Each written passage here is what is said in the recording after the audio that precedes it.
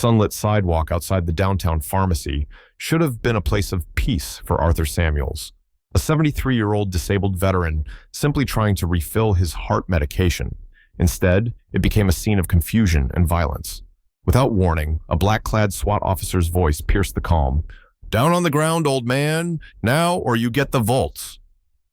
The command, amplified by panic and misjudgment, was directed at Arthur, whose only weapons were a cane and a slow, stiff gait shaped by decades-old war injuries. Stunned and frightened, Arthur barely had time to raise his trembling hands before pain exploded through his body. A taser shot from the officer's hand, and the electric jolt dropped Arthur to the ground, convulsing in front of horrified witnesses. The incident was not only shocking, it was tragically avoidable. Arthur had no idea that moments earlier, an anonymous tip had warned police about a suspicious elderly man possibly carrying a weapon near the pharmacy. The description was vague, but enough for local authorities to escalate unnecessarily. A SWAT unit, already nearby for training, descended upon the scene expecting confrontation. Arthur, hunched and confused, matched their imagined suspect too conveniently. His cane, tremor, and disoriented reaction were all misread as signs of aggression rather than symptoms of injury and age. The officers shouted commands Arthur struggled to hear and understand. His slow movement, a result of nerve damage and chronic pain, was misinterpreted as resistance. The lead officer, Kai Caney, mistook the veteran's hesitation as a threat. "He's reaching for something," Caney yelled, escalating the moment to violence. But Arthur had only been trying to steady himself. Lying on the concrete, stunned and humiliated, Arthur's only crime was needing medication while looking like someone police had been trained to fear. What unfolded was not law enforcement. It was a failure of judgment, fueled by assumptions and a disregard for the quiet dignity of a man who had once defended the very freedoms his attackers claimed to uphold. Arthur Samuels lay on the cold sidewalk, his breath shallow, the barbs of the taser still clinging to his chest as a crowd gathered around in stunned disbelief. Moments ago, he had simply been on his way to the pharmacy to collect his heart medication. A routine errand in a life already complicated by chronic pain and a body bearing the weight of service-related injuries. But now, in full public view, the 73-year-old disabled veteran was humiliated and treated like a dangerous criminal. The taser wires trailing from his body weren't just signs of a mistake. They were marks of profound injustice. His limbs trembled, not from fear, but from nerve damage sustained during years of honorable military service. The cane, now lying a few feet away, had been his support for over a decade, ever since a mission left him with limited mobility. And yet, that morning, Arthur was deemed a threat. Officer Caney, the young SWAT leader on edge from a vague, anonymous tip, had made a snap judgment based not on danger, but on misunderstanding. Arthur's confusion and slow response were interpreted not as signs of age or disability, but as resistance. His raised, trembling hand had been mistaken for a hostile action. Even after he collapsed, writhing from the electric shock, the officers continued their aggressive posture. They shouted commands, rifled through his coat, and searched his pockets with suspicion. They found no weapon, only a VA identification card, a prescription slip, and a folded note reminding him to take his medication. One patrol officer hesitated, holding up the ID and softly pointing out, "He's a veteran, disabled, according to this." But that revelation was dismissed almost immediately by Officer Caney with a wave of the hand and a curt, "Lots of people are veterans, doesn't mean he's not dangerous." The public nature of the event only deepened the wound. Families, children, and bystanders stood on the sidewalk witnessing an elderly man be physically subdued without reason. Some shouted in protest, others simply watched in horrified silence, but none could stop what had already been set in motion. Arthur tried to speak, to explain that he had no weapon, that he was confused, not defiant, but his voice was hoarse and shaky. No one was listening. The weight of his service ribbons and sacrifice meant nothing in that moment. He was seen only as a problem to be neutralized. In those painful minutes, Arthur felt stripped not just of his dignity, but of his very identity. The crowd saw a disabled man on the ground. The officers saw a suspect. But Arthur was a soldier, a patriot, a human being who had faced real threats in battlefields far from home, and had never imagined he'd be treated like this on the streets he once fought to protect. What happened to him wasn't just excessive force, it was public degradation of someone who had already given so much. As Arthur Samuels lay stunned on the concrete, his pride as bruised as his body, the murmurs of the crowd slowly rose to a buzz of disbelief and outrage.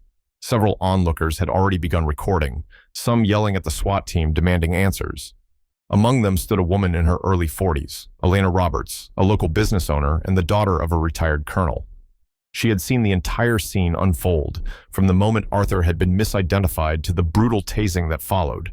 Her hands shook as she dialed a number she hoped she'd never need. It was a direct line to a Pentagon liaison, one reserved for immediate veteran protection violations. She knew her father's connections wouldn't appreciate this call unless the situation was grave. But she also knew what she'd just witnessed was more than an error. It was a disgrace. Within moments, that call triggered a chain reaction that roared across the Capitol. The Pentagon's Veteran Advocacy Division classified the event under a critical incident protocol, Code Sentinel. It was rare, and it was serious. Less than 7 minutes after Arthur had collapsed, the street outside the pharmacy transformed from a confused urban scene into something unrecognizable. First came the sound, a low, pulsing thrum in the sky that grew louder by the second. 2 Apache helicopters swept over the skyline, casting long shadows as they dipped lower, circling above the SWAT unit like silent, watchful sentinels. Next came the ground response. From both ends of the block, military vehicles thundered into view. Humvees, armored personnel carriers, and a blacked-out troop transport truck. They moved with precision and purpose, cutting through traffic and sealing the street off entirely. At their center was a heavily modified LAV, light armored vehicle, its ramp already lowering before it came to a complete stop. Out stepped General James Iron Jim Garrison, a towering presence in full dress uniform. His rows of service medals gleamed beneath the late morning sun, but it was his expression, icy, composed, lethal, that commanded silence. General Garrison had been en route to a high-security briefing downtown when he was rerouted mid-transit. The report he received mid-air enraged him. A decorated, disabled Vietnam veteran assaulted and humiliated by a domestic SWAT team in full public view based on an anonymous and unverified tip. He had demanded immediate deployment. Now, stepping onto the sidewalk beside his elite escort team, he surveyed the scene. The local officers looked stunned, their earlier aggression swallowed by the sheer authority now confronting them. With military efficiency, his men established a perimeter. No one moved, no orders were questioned. Arthur, still on the ground but conscious, looked up in disbelief as a combat medic knelt beside him. "Sergeant First Class Arthur Samuels," General Garrison said firmly, approaching with calm resolve. "You are not alone, and you will not be treated this way, not while I wear this uniform." The sight of federal forces and a 4-star general arriving with this level of force left the SWAT team paralyzed. Officer Caney, whose voice had earlier barked commands without hesitation, now stood pale and trembling. The scale of the response was not just symbolic. It was a message broadcast through steel, silence, and authority. America does not forget its heroes. And when its warriors are disrespected at home, justice does not crawl. It arrives roaring. The moment General Garrison reached Arthur Samuels, everything changed. The 4-star general, his voice measured but steely, ordered the medics to tend to the veteran immediately. They moved swiftly, removing the remaining taser wires and assessing Arthur's vitals with gentle precision. The contrast between their professionalism and the chaos Arthur had just endured was stark. The general kept a firm hand on Arthur's shoulder as the veteran sat upright, his face pale but his spirit slowly returning. All around them, the city block had fallen into a strange, reverent stillness. Only the soft movements of military boots and distant rotor blades filled the silence. Turning to Officer Caney, General Garrison's gaze turned from concern to cold judgment. "What exactly was your reasoning for using a taser on an unarmed, disabled veteran?" he asked sharply. Caney, still stunned, stammered something about compliance and threat perception. The general's expression didn't change. "You mistook disability for defiance. You treated a decorated hero like a criminal in front of civilians without any real threat assessment. That is not law enforcement. It is disgrace." He addressed the crowd now gathering behind the military barricade.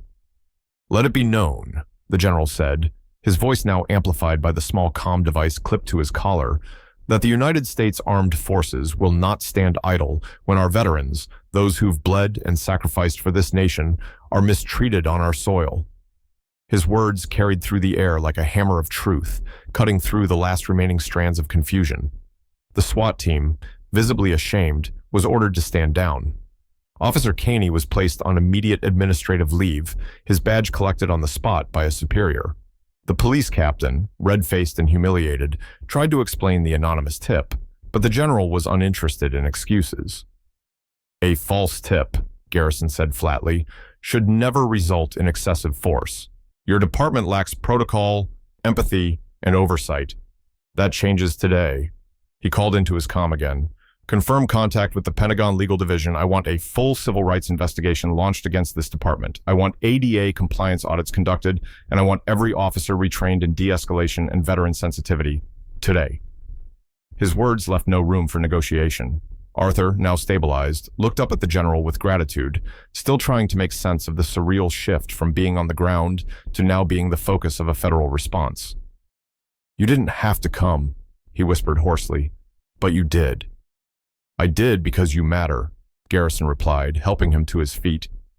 "You gave this nation everything. It's time this nation showed it hasn't forgotten."